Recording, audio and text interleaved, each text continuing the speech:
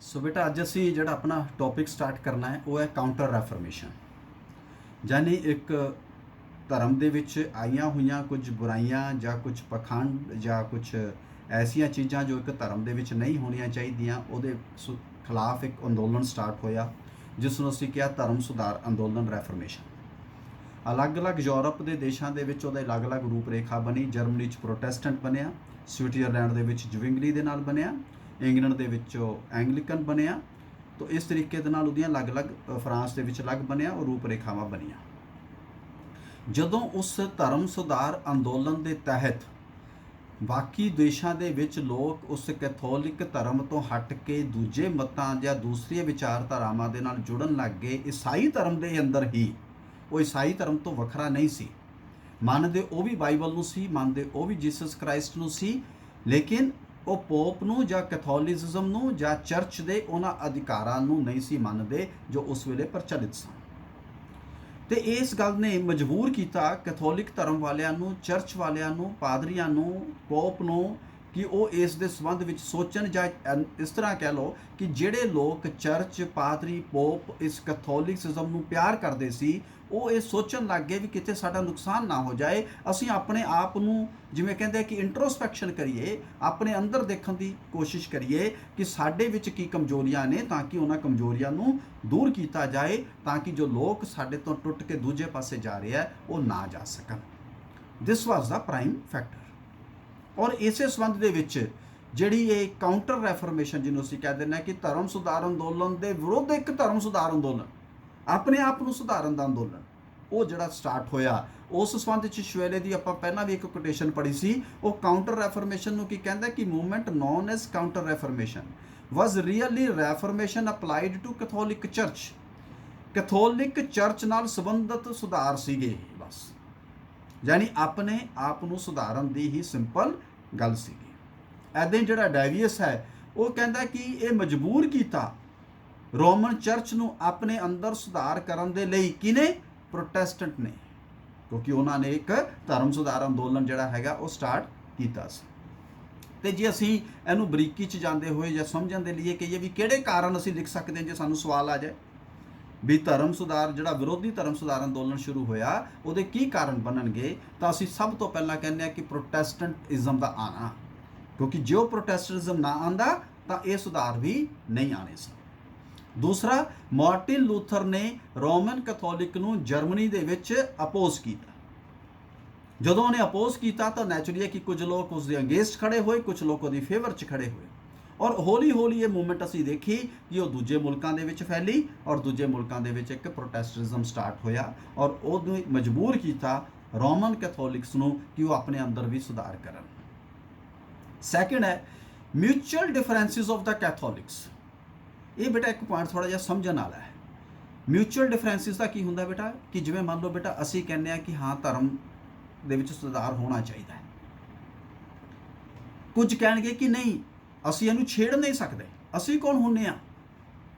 ਪਰ ਜਦੋਂ ਬਿਮਾਰੀ ਵੱਧ ਜਾਂਦੀ ਹੈ, ਜਦੋਂ ਖਤਰਾ ਆ ਜਾਂਦਾ ਹੈ, ਤਾਂ ਫਿਰ ਉਹ ਲੋਕ ਵੀ ਇਸ ਗੱਲ ਨਾਲ ਸਹਿਮਤ ਹੋ ਜਾਂਦੇ ਆ ਕਿ ਹਾਂ ਇਹਦੇ ਵਿੱਚ ਸੁਧਾਰ ਕਰਕੇ ਅਗਰ ਅਸੀਂ ਆਪਣੇ ਐਗਜ਼ਿਸਟਿੰਗ ਧਰਮ ਨੂੰ ਬਿਹਤਰ ਬਣਾ ਸਕਦੇ ਹਾਂ ਤਾਂ ਸਾਨੂੰ ਬਣਾ ਲੈਣਾ ਚਾਹੀਦਾ ਹੈ। ਉਹਨਾਂ ਦੀ ਗੱਲ ਫਿਰ ਸੁਣੀ ਜਾਣ ਲੱਗ ਜਾਂਦੀ ਹੈ। ਤਾਂ ਇਹੀ ਹਾਲਾਤ ਵੇਲਾ ਉਸ ਵੇਲੇ ਪੈਦਾ ਹੋਏ, ਜਿਹੜੇ ਆਪਸ ਦੇ ਵਿੱਚ ਉਹਨਾਂ ਦੇ ਡਿਫਰੈਂਸਿਸ ਸੀਗੇ, ਉਹਨਾਂ ਵਿੱਚੋਂ ਵੀ ਫਿਰ ਉਹ ਲੋਕ ਉੱਭਰੇ ਜਿਹੜੇ ਆਪਣੇ ਅੰਦਰ ਧਰਮ ਦੇ ਸੁਧਾਰਨ ਦੀ ਗੱਲ ਨੂੰ ਕਰ ਰਹੇ ਸਨ, ਤੇ ਜਿਹਦੇ ਕਰਕੇ ਕਾਊਂਟਰ ਰੈਫਰਮੇਸ਼ਨ ਜਿਹੜਾ ਹੈਗਾ ਉਹ ਸਟਾਰਟ ਹੋਇਆ। ਤੀਸਰਾ ਬੇਟਾ ਹੈ ਕਿ ਜਿਹੜੇ ਕੈਥੋਲਿਕ ਦੇ ਪੋਪ ਸੀ, ਪਾਦਰੀ ਸੀ, ਆਰਕ ਬਿਸ਼ਪ ਸੀ, ਯਾਨੀ ਜਿਹੜੇ ਮੁੱਖ ਪਾਦਰੀ ਸਨ, ਵੱਡੇ ਪਾਦਰੀ ਸਨ, ਉਹਨਾਂ ਨੇ ਆਪਣੇ ਅੰਦਰ ਕੁਝ ਸੁਧਾਰ ਲਾਗੂ ਕਰਨੇ ਸ਼ੁਰੂ ਕਰ ਦਿੱਤੇ, तो ਜਿਹਦੇ ਨਾਲ ਲੋਕਾਂ 'ਚ ਇੱਕ ਵਿਸ਼ਵਾਸ ਪੈਦਾ ਹੋਇਆ ਕਿ ਹਾਂ ਇਹਨਾਂ ਨੇ ਆਪਣੇ ਅੰਦਰ, ਬੇਟਾ ਮਿਊਟ ਕਰ ਲਈ, ਤੁਹਾਡੀ ਪਿੱਛੋਂ ਡਿਸਟਰਬੈਂਸ ਕੇ ਵਰਿਆ, ਹਾਂ, ਤਾਂ ਉਹਦੇ ਅੰਦਰ ਇੱਕ ਵਿਸ਼ਵਾਸ ਪੈਦਾ ਹੋਇਆ ਕਿ ਅਸੀਂ ਸਹੀ ਰਸਤੇ ਦੇ ਉੱਤੇ ਆ ਗਏ। ਐਗਜ਼ਾਮਪਲ ਦੇ ਤੌਰ ਦੇ ਉੱਤੇ ਬੇਟਾ ਉਹਨਾਂ ਨੇ ਕੀ ਕੀਤਾ, ਉਹਨਾਂ ਨੇ ਕਹਿਣਾ ਸ਼ੁਰੂ ਕਰਤਾ ਕਿ ਜਿਹੜਾ ਪਾਦਰੀ ਹੈ ਉਹ ਸੱਚਾ ਸੁੱਚਾ ਜੀਵਨ ਬਤੀਤ ਕਰੇਗਾ। ਤੇ ਅਸੀਂ ਸਾਰੇ ਜਾਣਦੇ ਹਾਂ ਬੇਟਾ ਕਿ ਜਿਹੜੇ ਲੋਕ ਸੱਚਾ ਸੁੱਚਾ ਜੀਵਨ ਬਤੀਤ ਕਰਦੇ ਆ, ਸਮਾਜ ਦੇ ਵਿੱਚ ਉਹਨਾਂ ਦੀ ਬਹੁਤ ਰਿਸਪੈਕਟ ਹੁੰਦੀ ਹੈ, ਲੋਕ ਉਹਨਾਂ ਨੂੰ ਸ਼ਰਧਾ ਨਾਲ ਦੇਖਦੇ ਆ, ਔਰ ਲੋਕ ਉਹਨਾਂ ਦੀ ਗੱਲ ਨੂੰ ਸੁਣਨਾ ਵੀ ਸ਼ੁਰੂ ਕਰ ਦਿੰਦੇ ਆ। ਇਹੀ ਪਹਿਲਾਂ ਕਮਜ਼ੋਰੀ ਸੀ। ਹੁਣ ਜਦੋਂ ਇਸ ਕਮਜ਼ੋਰੀ ਨੂੰ ਠੀਕ ਕੀਤਾ ਤਾਂ ਗੱਲ ਠੀਕ ਰਸਤੇ ਦੇ ਉੱਤੇ ਆਉਣੀ ਸ਼ੁਰੂ ਹੋ ਗਈ। ਐਦਾਂ ਹੀ ਬੇਟਾ ਇੱਕ ਹੈ ਕਿ ਉਹਨਾਂ ਨੇ ਇੱਕ ਕਮੇਟੀ ਬਣਾਤੀ ਵੀ ਤੁਸੀਂ ਦੇਖੋ ਇਹਦੇ 'ਚ ਕੀ ਖਰਾਬੀਆਂ ਨੇ, ਜੋ ਖਰਾਬੀਆਂ ਨੇ ਉਹਦੀ ਰਿਪੋਰਟ ਦਿਓ ਤਾਂ ਕਿ ਉਹ ਖਰਾਬੀਆਂ ਨੂੰ ਠੀਕ ਕੀਤਾ ਜਾ ਸਕੇ।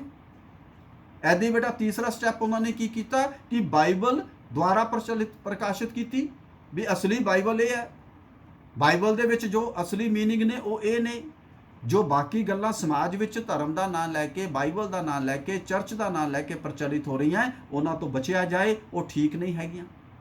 ਇਹ ਜਿਹੜੇ ਅੰਦਰੂਨੀ ਸੁਧਾਰ ਉਹਨਾਂ ਨੇ ਬੇਟਾ ਲਾਗੂ ਕੀਤੇ, ਉਹਨੇ ਵੀ ਲੋਕਾਂ ਨੂੰ ਦੁਆਰਾ ਕੈਥੋਲਿਕ ਧਰਮ ਵਾਲੇ ਪਾਸੇ ਜੋੜ ਦਿੱਤਾ ਵੀ ਠੀਕ ਹੈ, ਜੇ ਸਾਡੇ ਧਰਮ ਦੇ ਵਿੱਚ ਹੀ ਸਾਰਾ ਕੁਝ ਠੀਕ ਹੈ ਤੇ ਫਿਰ ਦੂਜੇ ਮਤ ਨੂੰ ਅਪਣਾਉਣ ਦੀ ਜ਼ਰੂਰਤ ਨਹੀਂ ਹੈ। ਐਦਾਂ ਚੌਥਾ ਬੇਟਾ ਉਹਨਾਂ ਨੇ ਕੁਝ ਨਵੀਆਂ ਸੰਸਥਾਵਾਂ ਬਣਾਈਆਂ। ਤੁਸੀਂ ਬੇਟਾ ਜਿਵੇਂ ਅੱਜ ਕੱਲ੍ਹ ਦੇਖਦੇ ਹੋ ਕਿ ਜਦੋਂ ਕੋਵਿਡ-19 ਦਾ ਸਾਰਾ ਦੌਰ ਫੈਲਿਆ ਹੋਇਆ, ਹਾਲਾਂਕਿ ਸਾਡੇ ਅੱਜ ਕੱਲ੍ਹ ਡੈਮੋਕ੍ਰੇਸੀ ਹੈ, ਸਰਕਾਰਾਂ ਕੰਮ ਕਰਦੀਆਂ ਨੇ, ਮਸ਼ੀਨਰੀ ਕੰਮ ਕਰਦੀ ਹੈ, ਡਿਪਟੀ ਕਮਿਸ਼ਨਰਸ ਕਰਦੇ ਆ, ਪੁਲਿਸ ਕਰਦੀ ਹੈ, ਸਾਰੇ ਕਰਦੇ ਆ, ਪਰ ਉਹਦੇ ਬਾਵਜੂਦ ਵੀ ਸਮੱਸਿਆ ਦਾ ਹੱਲ ਨਹੀਂ ਨਿਕਲ ਰਿਹਾ।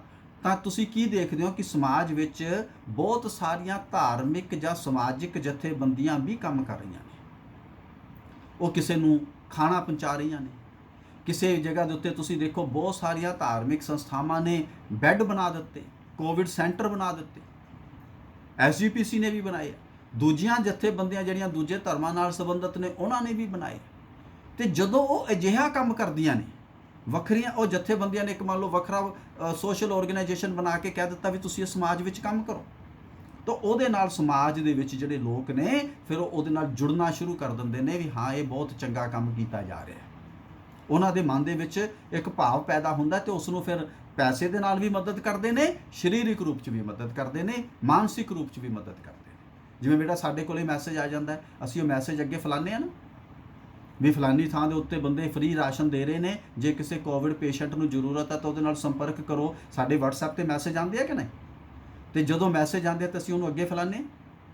ਤੇ ਇਹ ਵੀ ਇੱਕ ਸੇਵਾ ਹੈ ਤਾਂ ਕਿ ਉਹ ਜ਼ਰੂਰਤਮੰਦ ਪੇਸ਼ੈਂਟ ਤੱਕ ਉਹ ਮੈਸੇਜ ਪਹੁੰਚ ਜਾਏ, ਉਹ ਬੰਦਾ ਫੋਨ ਕਰੇ ਤੇ ਉਹ ਖਾਣਾ ਉਹਦੇ ਘਰ ਤੱਕ ਪਹੁੰਚ ਜਾਏ। ਜਿਹਦੇ ਘਰ 'ਚ ਹੁਣ ਬਣਾਉਣ ਵਾਲਾ ਕੋਈ ਨਹੀਂ, ਸਾਰੇ ਬਿਮਾਰ ਬੈਠੇ ਨੇ, ਉਹਨਾਂ ਨੂੰ ਮਦਦ ਮਿਲ ਜਾਂਦੀ ਹੈ। ਇਸੇ ਤਰੀਕੇ ਦੇ ਨਾਲ ਉਸ ਵੇਲੇ ਜੀਸਸ ਸੁਸਾਇਟੀ ਬਣੀ, ਟ੍ਰੈਂਟ ਕਾਉਂਸਲ ਬਣੀ, ਉਹਨੇ ਇਨਕੁਜੀਸ਼ਨਸ ਲਾਗੂ ਕੀਤੀਆਂ ਤੇ ਜਿਹਦੇ ਨਾਲ ਲੋਕਾਂ ਦੇ ਵਿੱਚ ਇੱਕ ਵਿਸ਼ਵਾਸ ਪੈਦਾ ਹੋਇਆ ਔਰ ਉਹ ਲੋਕ ਦੁਆਰਾ ਤੋਂ ਕੈਥੋਲਿਕ ਧਰਮ ਦੇ ਨਾਲ ਜੁੜਨ ਲੱਗ ਪਏ। ਇਹ ਨਹੀਂ ਹੈ ਬੇਟਾ ਗੱਲ ਇੱਥੇ ਮੈਂ ਕਲੀਅਰ ਕਰਦਾ ਕਿ ਜਿਹੜਾ ਪ੍ਰੋਟੈਸਟੈਂਟ, ਐਂਗਲੀਕਨ, ਕੈਲਵਿਨ ਦੂਜੀਆਂ ਚਰਚਿਸ ਬਣੀਆਂ, ਦੂਜੇ ਮਤ ਬਣੇ, ਉਹ ਖਤਮ ਹੋ ਗਏ, ਨਹੀਂ, ਉਹ ਚੱਲਦੇ ਰਹੇ।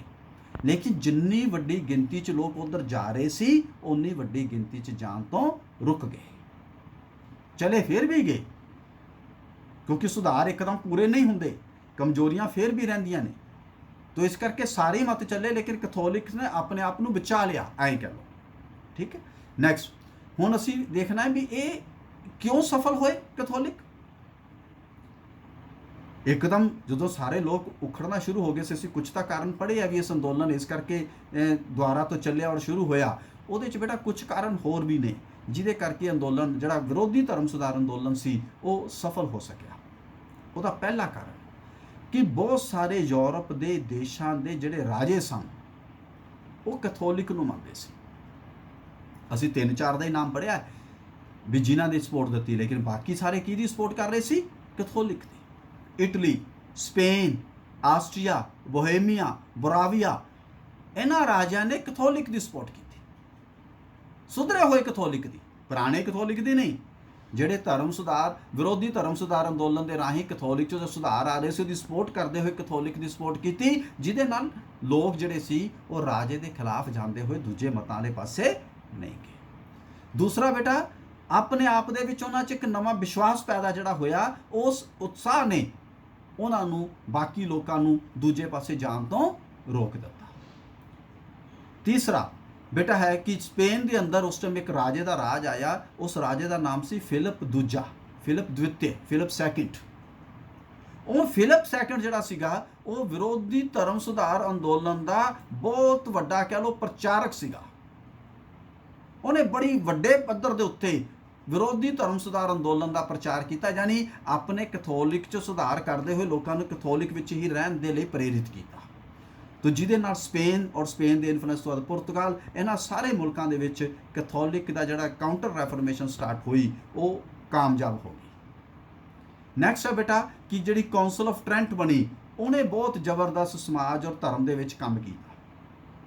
ਉਹਨੇ ਵੀ ਰੋਕਿਆ ਵੀ ਨਹੀਂ, ਸਾਨੂੰ ਬਾਈਬਲ, ਚਰਚ, ਪੋਪ, ਪਾਦਰੀ ਇਸ ਸਿਸਟਮ ਤੋਂ ਬਾਹਰ ਨਹੀਂ ਜਾਣਾ ਚਾਹੀਦਾ। ਇਸ ਸਿਸਟਮ ਦੇ ਵਿੱਚ ਰਹਿ ਕੇ ਸਾਨੂੰ ਅੰਦਰ ਸੁਧਾਰ ਕਰਨ ਦੇ ਲਈ ਆਵਾਜ਼ ਬੁਲੰਦ ਕਰਨੀ ਚਾਹੀਦੀ ਹੈ। ਇਸ ਗੱਲ ਦੇ ਉੱਤੇ ਉਹਨਾਂ ਨੇ ਜ਼ੋਰ ਦਿੱਤਾ। ਇੱਦਾਂ ਹੀ ਬੇਟਾ ਜਿਹੜਾ ਨੈਕਸਟ ਹੈ ਆਈਡੀਅਲ ਲਾਈਫ ਆਫ ਦਾ ਜੂਸੁਆਇਸ, ਇੱਕ ਜੀਸੁਆਇਸਟ ਮਿਸ਼ਨਰੀਜ਼ ਦਾ ਗਰੁੱਪ ਬਣਿਆ। ਹੁਣ ਉਸ ਗਰੁੱਪ ਦੇ ਜਿਹੜੇ ਮਿਸ਼ਨਰੀ ਸਨ ਜਾਂ ਲੋਕ ਸਨ, ਉਹਨਾਂ ਦੇ ਨਾਲ ਲੋਕਾਂ ਦਾ ਜੁੜਾਵ ਕਿਉਂ ਹੋਇਆ? ਕਿਉਂਕਿ ਬੇਟਾ ਉਹਨਾਂ ਨੇ ਬਹੁਤ ਹੀ ਆਦਰਸ਼ਵਾਦੀ ਜੀਵਨ ਬਤੀਤ ਕੀਤਾ। ਜਿਵੇਂ ਬੰਦਾ ਕੋਈ ਕਵੇ ਵੀ ਮੈਂ ਤਾਂ ਸਾਦਾ ਵਸਤਰ ਪਹਿਨੂੰਗਾ, ਸਾਦਾ ਭੋਜਨ ਕਰੂੰਗਾ, 1 ਰੁਪਈਆ ਵੀ ਆਪਣੇ ਕੋਲੇ ਨਹੀਂ ਰੱਖੂੰਗਾ, ਔਰ ਸਾਰਾ ਜੀਵਨ ਔਰ ਆਪਣਾ ਇੱਕ ਸਾਹ ਮੈਂ ਸਮਾਜ ਦੀ ਭਲਾਈ ਦੇ ਲਈ ਸਮਰਪਿਤ ਕਰੂੰਗਾ, ਤੇ ਬੇਟਾ ਲੋਕਾਂ ਦੇ ਮਨਾਂ ਦੇ ਵਿੱਚ ਉਹਦੇ ਪ੍ਰਤੀ ਸ਼ਰਧਾ ਪੈਦਾ ਹੋਏਗੀ ਕਿ ਨਹੀਂ? ਔਰ ਜੇ ਇੱਦਾਂ ਦੇ 200, 400, 500 ਬੰਦੇ ਸਮਾਜ ਵਿੱਚ ਕੰਮ ਕਰਨ ਲੱਗ ਜਾਣਗੇ ਤਾਂ ਉਹਦਾ ਅਸਰ ਹੋਏਗਾ ਕਿ ਨਹੀਂ? ਤਾਂ ਇਸ ਕਰਕੇ ਜਿਹੜੇ ਜਿਸੂਇਸਟ ਸੀਗੇ, ਉਹਨਾਂ ਦੇ ਜਿਹੜੇ ਮੜ ਕੇ ਕਹ ਲਓ ਕਿ ਆਦਰਸ਼ਵਾਦੀ ਲੋਕ ਜਿਹੜੇ ਸੀ ਉਹ ਸਾਹਮਣੇ ਆਏ, ਜਿਹੜੇ ਅੰਦਰੋਂ ਪ੍ਰੇਰਿਤ ਸਨ ਕਿ ਹਾਂ ਅਸੀਂ ਸਮਾਜ ਔਰ ਧਰਮ ਦੇ ਲਈ ਬਿਹਤਰੀ ਦੇ ਲਈ ਕੁਛ ਨਾ ਕੁਛ ਕਰਨਾ ਹੈ। ਤਾਂ ਉਹਦਾ ਇੱਕ ਅਸਰ ਬਹੁਤ ਵੱਡਾ ਪਿਆ। ਔਰ ਈਵਨ ਉਹਨਾਂ ਨੇ ਯੂਰਪ ਵਿੱਚ ਨਹੀਂ, ਅਫਰੀਕਾ, ਲੈਟਿਨ ਅਮਰੀਕਾ ਔਰ ਏਸ਼ੀਆ ਦੇ ਮੁਲਕਾਂ ਦੇ ਵਿੱਚ ਜਾ ਕੇ ਵੀ ਪ੍ਰਚਾਰ ਕੀਤਾ। ਔਰ ਤੁਸੀਂ ਇਸੇ ਕਰਕੇ ਦੇਖਦੇ ਹੋ ਬੇਟਾ ਅਫਰੀਕਾ ਔਰ ਈਵਨ ਇੰਡੀਆ 'ਚ ਤੁਸੀਂ ਦੇਖਦੇ ਹੋ there are thousands and lakhs of Christians. ਉਹ ਕਿਉਂ ਬਣੇ? ਪਹਿਲਾਂ ਤਾਂ ਕ੍ਰਿਸਚੀਅਨ ਤਾਂ ਉਰੇ ਨਹੀਂ ਸੀ, ਲੇਕਿਨ ਉਹ ਕਿਉਂ ਬਣੇ? ਉਹਦੇ ਵਿੱਚੋਂ ਇੱਕ ਕਾਰਨ ਇਹ ਵੀ ਹੈ ਕਿ ਇਹਨਾਂ ਲੋਕਾਂ ਨੇ ਆ ਕੇ ਨਿਸਵਾਰਥ, ਬਿਨਾਂ ਕਿਸੇ ਭੇਦਭਾਵ ਤੋਂ ਉਹਨਾਂ ਦਾ ਉਪਚਾਰ ਕੀਤਾ, ਉਹਨਾਂ ਦੀ ਸੇਵਾ ਕੀਤੀ, ਉਹਨਾਂ ਨੂੰ ਪ੍ਰੇਰਿਤ ਕੀਤਾ, ਔਰ ਜਿਸ ਕਰਕੇ ਲੋਕ ਪ੍ਰਭਾਵਿਤ ਹੋ ਕੇ ਉਹ ਜਿਹੜੇ ਹੈਗੇ ਆ ਉਹ ਕ੍ਰਿਸਚੀਅਨਸ ਵੀ ਬਣੇ ਔਰ ਆਪਣੇ ਧਰਮ ਦੇ ਵੀ। ਤਾਂ ਉਹਨਾਂ ਨੇ ਬੜੇ ਸਖਤੀ ਦੇ ਨਾਲ ਕਿਹਾ ਵੀ ਜਿਹੜੀ ਵੀ ਕੋਈ ਬੁਰਾਈ ਹੈ ਉਹਦਾ ਤਿਆਗ ਹੋਣਾ ਚਾਹੀਦਾ ਹੈ। ਤੇ ਨੈਚੁਰਲੀ ਹੈ ਕਿ ਜਦੋਂ ਬੁਰਾਈ ਦਾ ਤਿਆਗ ਕਰੋਗੇ ਤਾਂ ਅੱਛਾਈ ਦਾ ਬੋਲਬਾਲਾ ਇਟਸੈਲਫ ਜਿਹੜਾ ਹੈਗਾ ਉਹ ਇਸਟੈਬਲਿਸ਼ ਹੋ ਜਾਂਦਾ ਹੈ। ਸਧਾਰਨ ਜ਼ਿੰਦਗੀ ਦੇ ਉੱਤੇ ਜ਼ੋਰ ਦਿੱਤਾ ਗਿਆ, ਪਵਿੱਤਰ ਜ਼ਿੰਦਗੀ ਦੇ ਉੱਤੇ ਜ਼ੋਰ ਦਿੱਤਾ ਗਿਆ। ਤਾਂ ਇਸ ਤਰੀਕੇ ਦੇ ਨਾਲ ਉਹ ਜਿਸੂਸ ਨੇ ਇੱਕ ਨਵੀਂ ਊਰਜਾ, ਉਤਸ਼ਾਹ ਸਮਾਜ ਵਿੱਚ ਕੈਥੋਲਿਕ ਦੇ ਪ੍ਰਤੀ ਪੈਦਾ ਕੀਤੀ। ਤਾਂ ਉਹਦੇ ਨਾਲ ਵੀ ਇਹ ਕਾਮਯਾਬ ਹੋਇਆ। ਉਸ ਤੋਂ ਬਾਅਦ ਹੈ ਬੇਟਾ ਕਿ ਜਿਹੜੇ ਅਲੱਗ-ਅਲੱਗ ਮਤ ਬਣੇ ਕੈਥੋਲਿਕਸ ਦੇ, ਪੋਪ ਦੇ, ਪੋਪ ਨੇ ਵੀ ਜਿਹੜਾ ਵੈਰੀ ਸਿੰਪਲ, ਡਿਵੋਟਡ ਤੇ ਮੈਨ ਆਫ ਮੋਰੈਲਿਟੀ ਸਟੈਬਲਿਸ਼ ਹੋਇਆ ਕਿ ਦੇਖੋ ਪੋਪ ਕਿੰਨਾ ਉੱਚੇ ਦਰਜੇ ਦਾ, ਉੱਚੇ ਚਰਿੱਤਰ ਦਾ ਮਾਲਕ ਹੈ, ਕਿੰਨਾ ਪਵਿੱਤਰ ਹੈ। ਤੇ ਜਦੋਂ ਵੀ ਬੇਟਾ ਕੋਈ ਇਹੋ ਜਿਹੀ ਸ਼ਖਸੀਅਤ ਹੈੱਡ ਬਣਦੀ ਹੈ ਤਾਂ ਲੋਕਾਂ ਦੇ ਮਨ ਦੇ ਵਿੱਚ ਸ਼ਰਧਾ ਭਾਵ ਜਿਹੜਾ ਹੈ ਆ ਕਈ ਗੁਣਾ ਵੱਧ ਜਾਂਦਾ ਹੈ। ਉਹਨਾਂ ਨੇ ਬੜੀ ਸਖਤੀ ਦੇ ਨਾਲ ਇਹ ਡਿਕਲੇਅਰ ਕੀਤਾ ਕਿ ਕਿਸੇ ਵੀ ਤਰ੍ਹਾਂ ਦਾ ਭ੍ਰਸ਼ਟਾਚਾਰ ਚਰਚ ਦੇ ਵਿੱਚ ਕਬੂਲ ਨਹੀਂ ਕੀਤਾ ਜਾਏਗਾ, ਕਿਸੇ ਵੀ ਤਰ੍ਹਾਂ ਦੀ ਅਨੈਤਿਕਤਾ ਚਰਚ ਦੇ ਵਿੱਚ ਕਬੂਲ ਨਹੀਂ ਕੀਤੀ ਜਾਏਗੀ। ਇਹਨਾਂ ਗੱਲਾਂ ਨੇ ਵੀ ਇਸ ਵਿਰੋਧੀ ਧਰਮ ਸੁਧਾਰ ਅੰਦੋਲਨ ਨੂੰ ਕਾਮਯਾਬ ਬਣਾਇਆ। ਨੈਕਸਟ ਹੈ ਬੇਟਾ ਕਿ ਅਸੀਂ ਪੜ੍ਹ ਚੁੱਕੇ ਹਾਂ ਕਿ ਇਨਕੁਇਜ਼ੀਸ਼ਨਸ ਜਿਹੜੀਆਂ ਲਗਾਈਆਂ ਗਈਆਂ, ਔਰ ਉਰੇ ਇੱਕ ਵੱਡਾ ਫੈਕਟਰ ਬੇਟਾ ਹੋਰ ਆਇਆ। ਉਹ ਫੈਕਟਰ ਕੀ ਆਇਆ ਕਿ ਇਨ ਦਾ ਮੇਨ ਟਾਈਮ 1598 ਦੇ ਵਿੱਚ ਜਿਹੜੀ ਧਾਰਮਿਕ ਯੁੱਧ ਚੱਲ ਰਹੇ ਸੀ ਉਹ ਬੰਦ ਹੋ ਗਏ। ਜਦੋਂ ਧਾਰਮਿਕ ਯੁੱਧ ਬੰਦ ਹੋ ਗਏ ਤਾਂ ਜਿਹੜਾ ਇਸਲਾਮ ਦਾ ਖਤਰਾ ਸੀ ਜਿਹੜਾ ਕ੍ਰਿਸਚੀਅਨਿਟੀ ਦੇ ਉੱਤੇ, ਉਹ ਬੰਦ ਹੋ ਗਿਆ। ਤੇ ਹੁਣ ਜਦੋਂ ਬੰਦਾ ਬਾਹਰੋਂ ਯੁੱਧ ਬੰਦ ਕਰ ਦਿੰਦਾ ਹੈ ਤਾਂ ਉਹਦਾ ਸਾਰਾ ਧਿਆਨ ਕਿਹਦੇ ਤੇ ਲੱਗਦਾ ਹੈ? ਆਪਣੇ ਘਰ ਨੂੰ ਸੁਧਾਰਨ ਦੇ ਵਿੱਚ। ਤਾਂ ਇਸ ਕਰਕੇ ਉਹਨਾਂ ਨੇ ਉਹਦੇ ਕੰਨੀ ਧਿਆਨ ਦੇਣਾ ਸਟਾਰਟ ਕਰਤਾ। ਮੰਨ ਲਓ ਬੇਟਾ ਤੁਹਾਡੇ ਮਹੱਲੇ ਦੇ ਵਿੱਚ ਕੋਈ ਸਮੱਸਿਆ ਆਈ ਹੋਵੇ ਤਾਂ ਤੁਹਾਡਾ ਸਾਰਾ ਧਿਆਨ ਕਿਹਦੇ ਪਾਸੇ ਹੋ ਜਾਂਦਾ ਹੈ? ਮਹੱਲੇ ਵਾਲੇ ਪਾਸੇ ਹੋ ਜਾਂਦਾ। ਪਰ ਜਦੋਂ ਮੁਹੱਲਾ ਸ਼ਾਂਤ ਹੈ, ਸ਼ਹਿਰ ਸ਼ਾਂਤ ਹੈ, ਤਾਂ ਤੁਸੀਂ ਕਿਹਦੇ ਬਾਰੇ ਸੋਚਦੇ ਹੋ? ਆਪਣੇ ਬਾਰੇ, ਪਰਿਵਾਰ ਬਾਰੇ, ਰਿਸ਼ਤੇਦਾਰਾਂ ਬਾਰੇ, ਦੋਸਤਾਂ ਮਿੱਤਰਾਂ ਬਾਰੇ। ਫਿਰ ਤੁਸੀਂ ਅੰਦਰ ਝਾਕਦੇ ਹੋ। ਅੰਦਰ ਦਾ ਮਤਲਬ ਆਪਣੇ ਵੱਡੇ ਦਾਇਰੇ ਦੇ ਵਿੱਚ ਅੰਦਰ ਝਾਕਦੇ ਹੋ। ਪਰ ਜੇ ਸਮਾਜ ਵਿੱਚ ਕੋਈ ਖਰਾਬੀ ਚੱਲ ਰਹੀ ਹੈ, ਕੋਈ ਲੜਾਈ ਚੱਲ ਰਹੀ ਹੈ, ਤਾਂ ਤੁਹਾਡਾ ਧਿਆਨ ਜਿਹੜਾ ਹੈਗਾ ਉਹ ਕਿਹਦੇ ਪਾਸੇ ਜਾਂਦਾ ਹੈ? ਹੁਣ ਬੇਟਾ ਰੋਜ਼ ਸਵੇਰ ਤੋਂ ਲੈ ਕੇ ਸ਼ਾਮ ਤੱਕ ਸਾਰਾ ਨਜ਼ਰਾਂ ਕਿਹਦੇ ਤੇ ਟਿਕੀਆਂ ਰਹਿੰਦੀਆਂ? ਕੋਵਿਡ ਤੇ ਟਿਕੀਆਂ ਰਹਿੰਦੀਆਂ, ਉਹਦੇ ਉਪਚਾਰ ਤੇ ਟਿਕੀਆਂ ਰਹਿੰਦੀਆਂ, ਉਹਦੇ ਬਚਾਅ 'ਚ ਟਿਕੀਆਂ ਰਹਿੰਦੀਆਂ, ਉਹਦੇ ਦੌਰਾਨ ਅਸੀਂ ਕੀ ਕਰਨਾ ਉਹਦੇ ਤੇ ਟਿਕੀਆਂ ਰਹਿੰਦੀਆਂ। ਪਰ ਜਦੋਂ ਇਹ ਨਹੀਂ ਸੀ ਤਾਂ ਤੁਸੀਂ ਸੋਚ ਕੇ ਦੇਖੋ ਕਿ ਉਸ ਵੇਲੇ ਤੁਸੀਂ ਇੰਨਾ ਧਿਆਨ ਕਰਦੇ ਸੀ? ਨਹੀਂ। ਉਦੋਂ ਆਪਣੇ ਬਾਰੇ, ਆਪਣੇ ਫੈਸ਼ਨ ਬਾਰੇ, ਆਪਣੇ ਪਰਿਵਾਰ ਬਾਰੇ, ਆਪਣੇ ਰਿਸ਼ਤੇਦਾਰਾਂ ਬਾਰੇ, ਆਪਣੇ ਸਕੇ ਸੰਬੰਧੀਆਂ ਬਾਰੇ, ਦੋਸਤਾਂ ਮਿੱਤਰਾਂ ਬਾਰੇ ਸਾਡੀ ਉਹ ਚਰਚਾ ਦੇ ਵਿਸ਼ੇ ਹੁੰਦੇ ਸਨ। ਤਾਂ ਇਸੇ ਢੰਗ ਦੇ ਨਾਲ ਜਦੋਂ ਵਾਰਸ ਬੰਦ ਹੋਈਆਂ ਤਾਂ ਇੱਧਰ ਧਿਆਨ ਗਿਆ, ਔਰ ਉਹਦੇ ਨਾਲ ਵੀ ਜਿਹੜਾ ਵਿਰੋਧੀ ਧਰਮ ਸੁਧਾਰ ਅੰਦੋਲਨ ਹੈ ਉਹ ਕਾਮਯਾਬ ਹੋ ਸਕਿਆ। ਠੀਕ ਹੈ, ਇਹ ਉਹਦਾ ਕਾਰਨ। ਹੁਣ ਆ ਗਿਆ ਬੇਟਾ ਸਾਡਾ ਲਾਸਟ ਪਾਰਟ ਕਿ ਇਹਦਾ ਫਿਰ ਸਿੱਟਾ ਕੀ ਨਿਕਲਿਆ।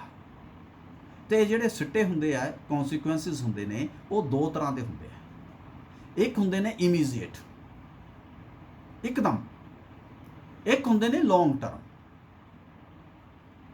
ਠੀਕ ਹੈ। ਇਮੀਡੀਏਟ ਦਾ ਮਤਲਬ ਬੇਟਾ, ਸ਼ਾਬਾਸ਼, ਜਿਹਨੂੰ ਅਸੀਂ ਤਤਕਾਲਿਕ ਕਹਿੰਦੇ ਨੇ।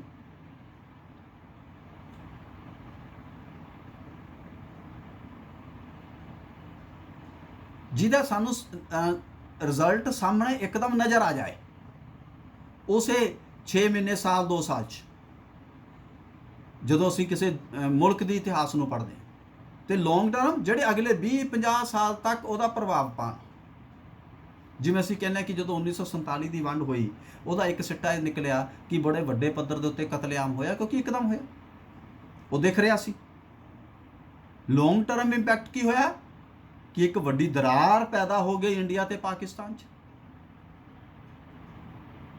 ਇਹ ਲੌਂਗ ਟਰਮ ਹਜੇ ਤੱਕ ਚੱਲੀ ਜਾਂਦੀ ਹੈ, ਹਜੇ ਵੀ ਉਹ ਦੋ ਮੁਲਕ ਐਗਜ਼ਿਸਟ ਕਰਦੇ। ਪਰ ਇਮੀਡੀਏਟ ਕੀ ਸੀਗਾ? ਉਹ ਕਤਲੇਆਮ, ਉਹ ਖੂਨ ਖਰਾਬਾ, ਲੋਕਾਂ ਦਾ ਘਰੋਂ ਉੱਜੜ ਜਾਣਾ, ਇੱਕ ਥਾਂ ਤੋਂ ਦੂਜੇ ਥਾਂ ਤੇ ਜਾਣਾ, ਉਹਨਾਂ ਵਿੱਚ ਬਹੁਤ ਸਾਰੀਆਂ ਉਹਨਾਂ ਨੂੰ ਮੁਸੀਬਤਾਂ ਦਾ ਸਾਹਮਣਾ ਕਰਨਾ ਪੈਣਾ। ਉਹ ਇਮੀਡੀਏਟ ਕੌਨਸੀਕੁਐਂਸਿਸ ਸੀ ਉਹਦੇ। ਇੱਦਾਂ ਹੀ ਜਿਹੜੀ ਕਾਊਂਟਰ ਰਿਫਰਮੇਸ਼ਨ ਹੈ, ਉਹਦੇ ਅਸੀਂ ਜਦੋਂ ਰਿਜ਼ਲਟ ਪੜ੍ਹਦੇ ਹਾਂ ਤੇ ਦੋ ਚੀਜ਼ਾਂ ਨੂੰ ਮਾਈਂਡ 'ਚ ਰੱਖ ਕੇ ਪੜ੍ਹਨਾ ਹੈ, ਇਮੀਡੀਏਟ ਕੀ ਸੀ ਔਰ ਲੌਂਗ ਟਰਮ ਕੀ ਸੀ। ਅਸੀਂ ਇਹਨੂੰ 4-5 ਹੈਡਸ 'ਚ ਪੜ੍ਹਾਂਗੇ। ਜਿਵੇਂ ਮੰਨ ਲਓ ਬੇਟਾ, ਧਾਰਮਿਕ ਪ੍ਰਭਾਵ ਕੀ ਪਏ। ਕੈਥੋਲਿਕ ਧਰਮ ਦੀ ਸੁਪਰੀਮੇਸੀ ਕਾਇਮ ਰਹੀ, ਕਿਉਂਕਿ ਵਿਰੋਧੀ ਧਰਮ ਸੁਧਾਰ ਅੰਦੋਲਨ ਰਾਹੀਂ ਉਹਨਾਂ ਨੇ ਆਪਣੇ ਆਪ ਨੂੰ ਬਚਾ ਲਿਆ। ਦੂਜਾ, ਆਦਰਸ਼ਵਾਦੀ ਪਾਥ ਸ਼ੁਰੂ ਹੋਇਆ, ਰਸਤਾ ਸ਼ੁਰੂ ਹੋਇਆ, ਧਰਮ ਦੇ ਵਿੱਚ ਆਦਰਸ਼ਵਾਦ ਦੀ ਸਥਾਪਨਾ ਹੋਈ, ਪਖੰਡ ਘਟਿਆ, ਜਿਹੜੇ ਕਹਿ ਲਓ ਅੰਧ ਵਿਸ਼ਵਾਸ ਘਟੇ, ਜਿਹੜੀਆਂ ਭ੍ਰਸ਼ਟਾਚਾਰੀ ਰੀਤੀ ਰਿਵਾਜ ਫੈਲੇ ਹੋਏ ਸੀ ਉਹ ਰੁਕੇ, ਕਿਉਂਕਿ ਉਹਨਾਂ ਨੇ ਸੁਧਾਰ ਲਿਆ। ਤੀਸਰਾ, ਬਾਈਬਲ ਦੀਆਂ ਵੱਖ-ਵੱਖ ਭਾਸ਼ਾਵਾਂ ਵਿੱਚ ਵਿਕਾਸ ਹੋਇਆ, ਟ੍ਰਾਂਸਲੇਸ਼ਨਸ ਹੋਈਆਂ, ਤਾਂ ਜਿਹਦੇ ਨਾਲ ਜਿਹੜੇ ਲੋਕ ਜਿਸ ਭਾਸ਼ਾ ਨੂੰ ਜਾਣਦੇ ਸਨ ਉਸ ਭਾਸ਼ਾ 'ਚ ਉਹਨਾਂ ਨੂੰ ਪੜ੍ਹਨ ਨੂੰ ਮਿਲ ਗਈਆਂ, ਕਿਉਂਕਿ ਅਸੀਂ ਪੜ੍ਹਿਆ ਪ੍ਰੈਸ ਐਂਡ ਸਮਾਚਾਰ ਪੱਤਰ ਆ ਚੁੱਕੇ ਸਨ। ਚੌਥਾ, ਜਿਹੜੀ ਪੋਪ ਦੀ ਸੁਪਰਮੇਸੀ ਸੀ ਕਿ ਪੋਪ ਸਾਰੀ ਦੁਨੀਆ ਦੇ ਵਿੱਚ ਸਾਰੇ ਰਾਜਿਆਂ ਦੇ ਉੱਤੇ ਕੰਟਰੋਲ ਕਰੇਗਾ, ਉਹ ਖਤਮ ਹੋ ਗਈ। ਕਿੰਗ ਇੰਡੀਪੈਂਡੈਂਟ ਹੋ ਗਏ ਕਿ ਨਹੀਂ, ਜਰਮਨੀ ਦੇ ਬਾਦਸ਼ਾਹ ਦੇ ਉੱਤੇ ਪੋਪ ਦਾ ਹੁਕਮ ਨਹੀਂ ਲੱਗੇਗਾ, ਪੋਪ ਦਾ ਹੁਕਮ ਲੱਗੇਗਾ ਧਾਰਮਿਕ ਤੌਰ ਤੇ ਕੈਥੋਲਿਕ ਦੇ ਵਿੱਚ। तो ਉਹਦੀ ਸੁਪਰਮੇਸੀ ਨੂੰ ਜਿਹੜੀ ਹੈ ਚੁਣੌਤੀ ਮਿਲੀ। ਸੈਂਸ ਆਫ ਨੈਸ਼ਨਲਿਜ਼ਮ ਕਿ ਮੇਰਾ ਦੇਸ਼ ਸਟਰੋਂਗ ਬਣੇ, ਇਹ ਇਸ ਫੀਲਡ ਦੇ ਵਿੱਚੋਂ ਦੀ ਇੱਕ ਸਾਈਡ ਇਫੈਕਟ ਉਹਦਾ ਨਿਕਲ ਕੇ ਸਾਹਮਣੇ ਆਇਆ। ਸਟੇਟ ਰਿਲੀਜਨ ਬਣ ਗਏ। ਸਟੇਟ ਦਾ ਮਤਲਬ ਵੀ ਬੇਟਾ ਮੰਨ ਲਓ ਫਰਾਂਸ ਦੇ ਵਿੱਚ ਅਗਰ ਕੋਈ ਮੁਖੀਆ ਲੱਗਣਾ ਹੈ ਤਾਂ ਉਹ ਰਾਜੇ ਦੀ ਪਰਮਿਸ਼ਨ ਦੇ ਨਾਲ ਹੀ ਲੱਗੇਗਾ। ਤਾਂ ਜਾਨੀ ਅਸੀਂ ਪੜ੍ਹਿਆ ਵੀ ਹੈ ਜਦੋਂ ਰੈਫਰਮੇਸ਼ਨ ਪੜ੍ਹੀ ਕਿ ਇੰਗਲੈਂਡ 'ਚ ਜਦੋਂ ਪ੍ਰੋਟੈਸਟੈਂਟ ਸ਼ੁਰੂ ਹੋਇਆ ਤਾਂ ਕਿਉਂਕਿ ਰਾਜੇ ਤੋਂ ਹੋਇਆ। ਫਿਰ ਜਦੋਂ ਮੈਰੀ ਆਈ, क्वीन मैरी, तो उन्हें कैथोलिक अपनाया, तो ब्लडी मैरी भी हुई, उत्थे खून खराबा भी होया तो कैथोलिक हो गए। तो जानी जिधर नू स्टेट जाएगी, स्टेट का मतलब राजा जाएगा, उस वेले दा शासन जाएगा, उही धर्म बन जाएगा स्टेट का। तो वो भी एक प्रथा उस वेले स्टार्ट हुई, जी साल 100, 150, 200 साल तो वो भी बाद च खत्म हो गई, हुण नहीं चलती हो। ठीक है। नैक्सट है बेटा कि इस दौरान बहुत सारे जिहड़े फिलोसफर्स आए उन्होंने अंध विश्वासां नू खत्म किया। और क्योंकि उस समय के दौरान जिस तरह असीं पढ़िया कि ईसाई मिशनरी भी अफ्रीका च, लैटिन अमरीका च, एशिया च आए, बहुत सारे व्यापारी गए, तो उन्हें की किया कि एक नवे शब्द का प्रयोग शुरू होया, उस एक नवी प्रथा का प्रयोग शुरू होया, उन्होंने असीं कहते हैं साम्राजवाद। कि दुनिया के दूजे देशों च जाके उत्थों का पहला तो उन्होंने कहा भी प्रॉफिट लिए पैसे कमाओ, फिर कहा भी उत्थे कब्जा ही कर लो ताकि सारे रिसोर्सिस साडे कब्जे च आ जान। इहदी शुरुआत भी किते ना किते रैनेसां ते रैफॉर्मेशन चों निकल के आती है। ये लॉन्ग टर्म चलती है, इमीडिएट नहीं आती। ऐदां ही बेटा लॉजिकल रैशनल थिंकिंग जिहड़ा सब तो वड्डा इंपैक्ट लोगों के मानसिकता ते पिया कि लोग तर्क ते आधारित गल करनी शुरू कर दित्ती, जिहड़ी किसी भी समाज की तरक्की के लिए बहुत ज़्यादा जरूरी हुंदी है। जदों तक असीं तर्कशील रीजनिंग बेस्ड सोचना शुरू नहीं करते उन्नी देर तक ना असी अपना विकास करते हैं, ना समाज का विकास होंदा है, ना देश का विकास होंदा है। क्योंकि जिवें मान लो मैं क्या भी आ गल मान लो, तुसी मान लई तो गल तो उत्थे खत्म हो गई। फिर तुसी उहदी सच्चाई दे विच नहीं जा सके जिन्नी देर तक असी उसनूं तर्क दे आधारित नहीं सोचते, उहनूं रीजनिंग दे विच नहीं जांदे। उहदे उत्ते जिवें एक बेटा शब्द बड़ा प्यारा है, वो जिंदगी दे विच बड़ा तुहानूं तरक्की दे लई बड़ा सहायक हुंदा है। ਇਹ ਕਿਸੇ ਸਟੇਜ ਤੇ ਜਾ ਕੇ ਖੈਰ ਉਹਦੀ ਰੈਲੇਵੈਂਸ ਖਤਮ ਵੀ ਹੋ ਜਾਂਦੀ ਹੈ, ਬਟ ਬਹੁਤ ਜ਼ਰੂਰੀ ਸ਼ਬਦ ਹੈ ਉਹ ਬੇਟਾ ਸ਼ਬਦ ਹੈ ਵਾਈ। ਕਿਉਂ? ਤੁਸੀਂ ਬੇਟਾ ਕਿਸੇ ਵੀ ਟੌਪਿਕ ਤੇ ਆਪਣੇ ਆਪ ਹੀ ਸੋਚ ਕੇ ਦੇਖਣਾ, ਉਹਦੇ ਉੱਤੇ ਬਾਰ-ਬਾਰ ਹਾਮੀ ਨਹੀਂ ਭਰਨੀ ਵੀ ਹਾਂ ਠੀਕ ਹੈ, ਉਹਦੇ ਉੱਤੇ ਸਵਾਲ ਖੜਾ ਕਰਨਾ ਕਿਉਂ, ਤਾਂ ਤੁਸੀਂ ਬੇਟਾ ਦੇਖੋਗੇ 8-10 ਵਾਰ ਕਿਉਂ ਕਰਨ ਤੇ ਤੁਹਾਡੀ ਆਪਣੀ ਜਾਣਕਾਰੀ ਉਸ ਵਿਸ਼ੇ ਦੇ ਉੱਤੇ ਕਿੰਨੀ ਵੱਧ ਗਈ। ਜਿਵੇਂ ਬੇਟਾ ਸਪੋਜ਼ ਕਰ ਲਓ ਕਿ ਮੈਂ ਬਲੂ ਰੰਗ ਦੀ ਟੀ-ਸ਼ਰਟ ਪਹਿਨੀ ਹੈ ਤਾਂ ਦਿਖਦੀ ਹੈ, ਤੁਸੀਂ ਕਹੋਗੇ ਸਰ ਇਹਦੇ 'ਚ ਲੋੜ ਕੀ ਹੈ ਸੋਚਣ ਦੀ, ਪਰ ਜਿਹੜਾ ਬੰਦਾ ਅੱਗੋਂ ਸਵਾਲ ਕਰੇ ਕਿ ਸਰ ਤੁਸੀਂ ਬਲੂ ਕਲਰ ਦੀ ਕਿਉਂ ਪਾਈ ਹੈ, ਤਾਂ ਕੁਐਸਚਨ ਤਾਂ ਬਣ ਗਿਆ ਨਾ। ਤੇ ਮੈਂ ਉਹਦਾ ਜਵਾਬ ਕੀ ਦਊਂਗਾ ਕਿ ਮੈਨੂੰ ਜੇ ਅੱਜ ਮੈਨੂੰ ਨੀਲਾ ਰੰਗ ਪਸੰਦ ਸੀਗਾ ਮੈਂ ਪਾ ਲਿਆ, ਜਾਂ ਉਹ ਮੈਨੂੰ ਕੋਈ ਹੋਰ ਨਹੀਂ ਮਿਲੀ ਤੇ ਮੈਂ ਹੀ ਪਾ ਲਈ। This will be my answer. ਤੇ ਤੁਸੀਂ ਕਹੋਗੇ ਸਰ ਠੀਕ ਹੈ ਇਟਸ ਓਕੇ। ਨਹੀਂ, ਜਿਹੜਾ ਇਨਕੁਆਇਰੀ ਮਾਈਂਡ ਹੈ ਉਹ ਕਹੂਗਾ ਨਹੀਂ ਸਰ ਤੁਹਾਨੂੰ ਨੀਲਾ ਰੰਗ ਕਿਉਂ ਪਸੰਦ ਹੈ। It will be another question. ਤਾਂ ਹੋ ਸਕਦਾ ਹੈ ਕਿ ਮੈਂ ਉਸ ਕੁਐਸਚਨ ਦੇ ਬਾਰੇ ਖੁਦ ਵੀ ਕਦੇ ਨਾ ਸੋਚਿਆ ਹੋਵੇ,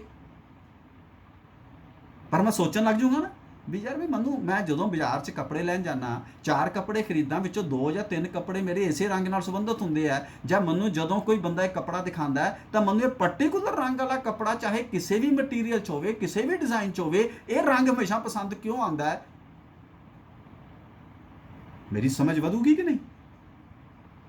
ਤੇ ਮੈਂ ਕਹੂੰਗਾ ਵੀ ਮੈਨੂੰ ਯਾਰ ਵੀ ਮੈਨੂੰ ਬਾਈ ਨੈਚੁਰਲੀ ਵੀ ਮੈਨੂੰ ਨੀਲਾ ਰੰਗ ਪਸੰਦ ਆ, ਸਪੋਜ਼ ਕਰ ਲਓ ਮੈਂ ਆਨਸਰ ਦਊਂਗਾ ਤਾਂ ਤੁਸੀਂ ਕਹਾਂ ਹਾਂ ਸਰ ਠੀਕ ਹੈ ਤਾਂ ਤੁਹਾਡੀ nature the part it's okay. ਪਰ ਜਿਹੜਾ ਇਨਕੁਆਇਰੀ ਮਾਈਂਡ ਕਹੂਗਾ ਨਹੀਂ ਸਰ ਇਹ ਤੁਹਾਡੀ ਨੇਚਰ ਦਾ ਪਾਰਟ ਕਿਉਂ ਬਣਿਆ,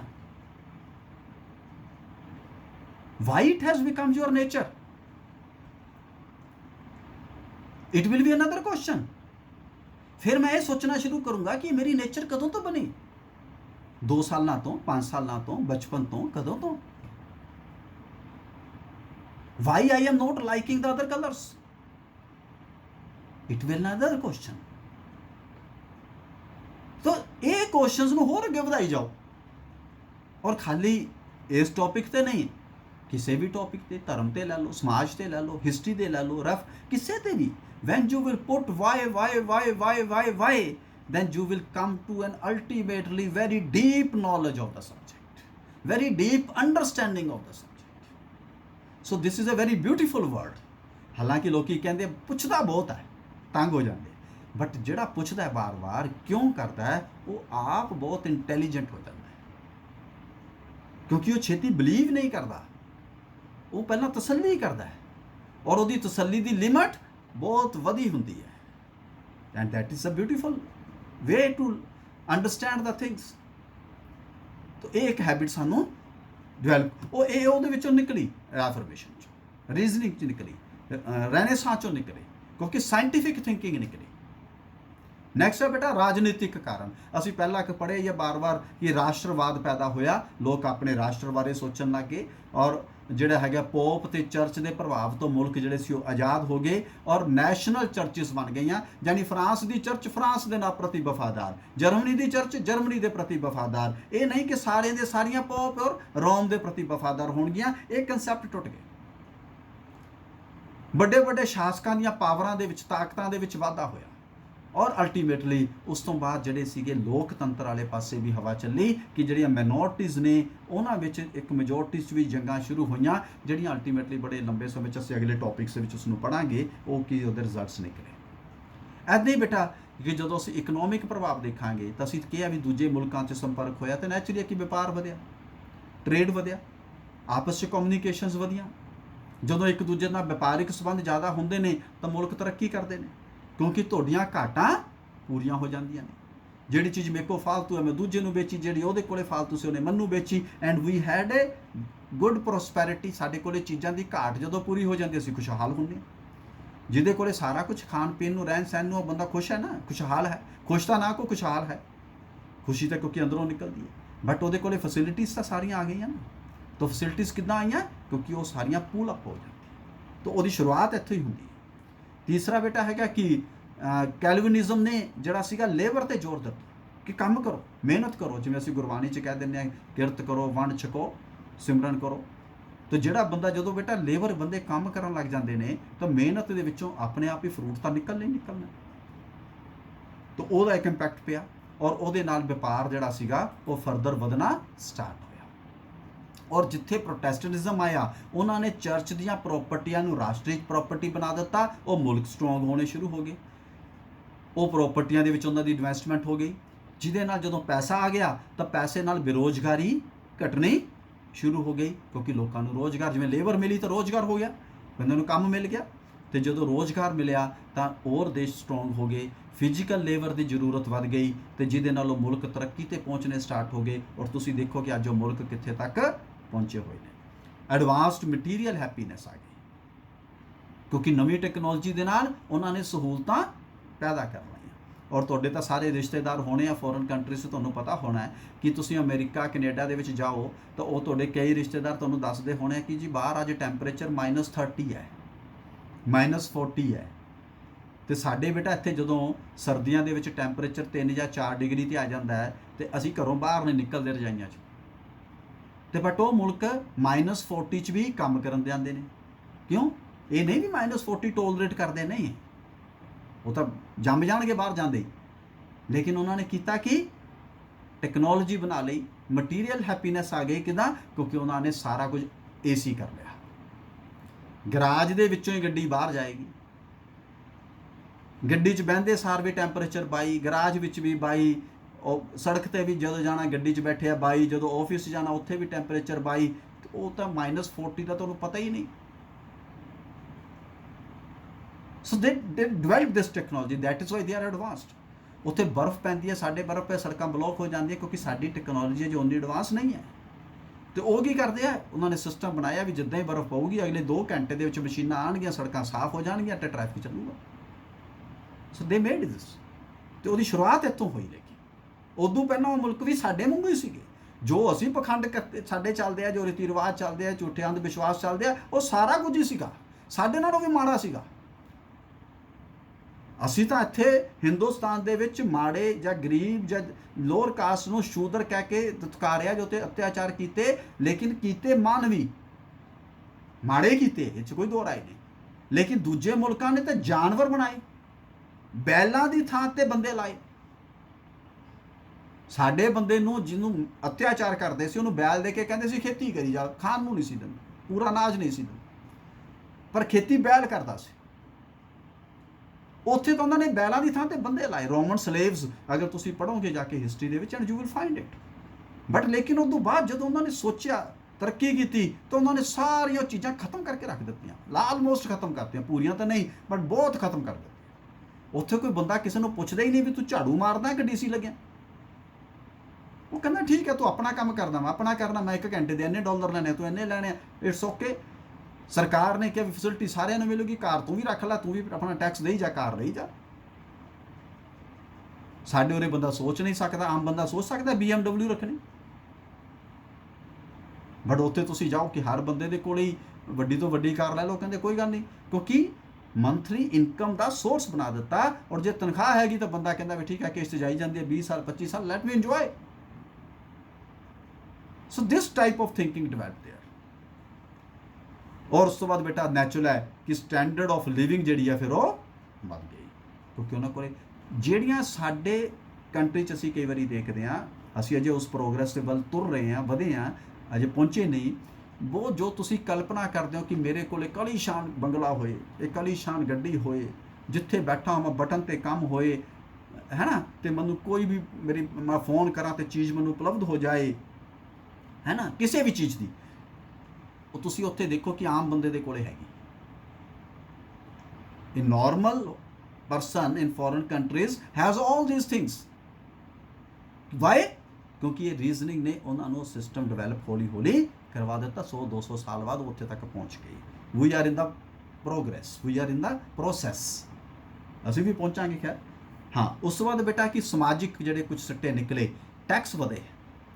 ਉੱਥੇ ਲੋਕ ਟੈਕਸ ਜਿਹੜਾ ਹਰ ਬੰਦਾ ਦਿੰਦਾ ਹੈ, ਜਿਹਦੇ ਕਰਕੇ ਉਹ ਸਿਸਟਮ ਨੂੰ ਡਿਵੈਲਪ ਕਰਦੇ ਨੇ। ਔਰ ਇਹਦੇ ਨਾਲ ਇਹ ਵੀ ਹੋਇਆ ਕਿ ਸਮਾਜਵਾਦ ਆਉਣ ਦੇ ਨਾਲ, ਸਮਰਾਜਵਾਦ ਆਉਣ ਦੇ ਨਾਲ ਪੂੰਜੀਵਾਦ ਵੀ ਆਇਆ। ਬਾਅਦ 'ਚ ਅਸੀਂ ਪੜ੍ਹਾਂਗੇ ਇੰਡਸਟਰੀਅਲ ਰੈਵੋਲੂਸ਼ਨ ਆਈ, ਔਰ ਜਿਹਦੇ ਨਾਲ ਜਿਹੜੇ ਅਮੀਰ ਲੋਕ ਸੀ ਉਹਨਾਂ ਨੇ ਦੂਜੇ ਲੋਕਾਂ ਦਾ ਸ਼ੋਸ਼ਣ ਵੀ ਕੀਤਾ। ਫਿਰ ਬਾਅਦ 'ਚ ਉਹਦੇ 'ਚ ਵੀ ਮੂਵਮੈਂਟਾਂ ਸਟਾਰਟ ਹੋਈਆਂ, ਕਿੱਦਾਂ 8 ਘੰਟਿਆਂ ਦੀ ਪ੍ਰਥਾ ਸਟੈਬਲਿਸ਼ ਹੋਈ, ਇਹ ਅਸੀਂ ਉਹਦੇ ਵਿੱਚ ਪੜ੍ਹਾਂਗੇ। ਪੀਜ਼ੈਂਟਸ ਜਿਹੜੇ ਸੀਗੇ ਉਹਨਾਂ ਦਾ ਜ਼ਿਆਦਾ ਨੁਕਸਾਨ ਹੋਇਆ ਇਸ ਕਿਉਂਕਿ ਖੇਤੀ ਦੇ ਉੱਤੇ ਜ਼ੋਰ ਇੱਕਦਮ ਆ ਗਿਆ, ਕੱਚਾ ਮਾਲ ਦੇ ਲਈ ਵੀ ਆ ਗਿਆ, ਤਾਂ ਉਹਨਾਂ ਦੀ ਜਿਹੜੀ ਕੰਡੀਸ਼ਨ ਸੀ ਉਹ ਬਹੁਤ ਹੀ ਜ਼ਿਆਦਾ ਇੰਪਰੂਵ ਨਹੀਂ ਹੋਈ। ਮੈਨੀ ਮੌਂਕਸ ਬਿਕੇਮ ਅਨਐਮਪਲੋਇਡ, ਜਿਹੜੇ ਕਿਉਂਕਿ ਪਾਦਰੀ ਸੱਚੇ ਸੁੱਚੇ ਕੰਡੀਸ਼ਨਸ ਲੱਗ ਗਈਆਂ ਤਾਂ ਬਹੁਤ ਸਾਰੇ ਅਨਐਮਪਲੋਇਡ ਹੋ ਗਏ, ਵੀ ਜਾਣਾ ਕਿੱਥੇ ਆ ਹੁਣ, ਕਿਉਂਕਿ ਪਹਿਲਾਂ ਤਾਂ ਸੀਗਾ ਨਾ ਵੀ ਪੈਸੇ ਲੈ ਕੇ ਪਦਵੀਆਂ ਲੈ ਲਓ, ਜੇ ਲੈ ਲਓ, ਸਿਸਟਮ ਖਤਮ ਹੋ ਗਿਆ। ਔਰ ਜਦੋਂ ਪੈਸੇ ਦੀ ਘਾਟ ਆਈ ਤਾਂ ਇੱਕ ਹਾਲਾਤ ਇਹ ਵੀ ਬਣੇ, ਕਿਉਂਕਿ ਜਿਹੜੇ ਸਕੂਲ ਕਾਲਜ ਉਸ ਪੈਸੇ ਤੋਂ ਚੱਲ ਰਹੇ ਸੀ ਉਹਨਾਂ ਤੇ ਵੀ ਕੁਝ ਦੇਰ ਦੇ ਲਈ ਬ੍ਰੇਕ ਲੱਗੀ, ਔਰ ਉਹਨੇ ਜਿਹੜਾ ਐਜੂਕੇਸ਼ਨ ਦਾ ਮਹੱਤਵ ਵੀ ਜਿਹੜਾ ਸੀ ਉਸ ਵੇਲੇ ਥੋੜਾ ਜਿਹਾ ਘਟਾਇਆ। ਹਾਲਾਂਕਿ ਕਿ ਥੋੜਾ ਸਪੈਨ ਸੀਗਾ, ਲੰਬੇ ਸਮੇਂ ਤੱਕ ਨਹੀਂ ਸੀ, ਉਸ ਤੋਂ ਬਾਅਦ ਦੁਬਾਰਾ ਤੋਂ ਸਪੈਨ ਜਿਹੜਾ ਸੀ ਉਹ ਉੱਠਣਾ ਸ਼ੁਰੂ ਹੋਇਆ। ਠੀਕ ਹੈ, तो ये बेटा कुछ जड़े सीगे रिजल्ट्स इस काउंटर रेफॉर्मेशन के साढ़े सामने निकल के सामने आए। ठीक है, तो अज असी ये साडा टॉपिक कंप्लीट हो जाता है। कल असी जड़ा है नैक्सट टॉपिक स्टार्ट करांगे, दैट विल बी अनलाइटनमेंट, प्रबुद्धता। अनलाइटनमेंट का मतलब समझे जागृत होना, अनलाइटन हो जाना। तो इस टॉपिक नूं असी पढ़ांगे। ये भी वैसे जी एनलाइटनमेंट है रैफॉर्मेशन तो बाद निकल के सामने आती है, और जदों कोई राजा प्रबुद्ध होंदा तो पूरा देश तरक्की कर जाता है। ये भी इस गल दे विचों गल सिस्टम निकल के आएगा। तो कल असी अनलाइटनमेंट का टॉपिक अपना स्टार्ट करांगे और उसनूं करेंगे। वो मनप्रीत नहीं आई मेरा ख्याल, शिवानी नहीं आई सर, शिवानी सॉरी, तो पुछ लियो हाल ठीक ठाक है बेटा उन्होंने? हाँ जी ठीक है, और मत्था टेकन जाना सी। ओके ओके ओके, चलो उनका साढ़े वालों भी टेक दें। हाँ जी ठीक है, चलो ओके, थैंक यू बेटा, thank you. Okay sir, thank you.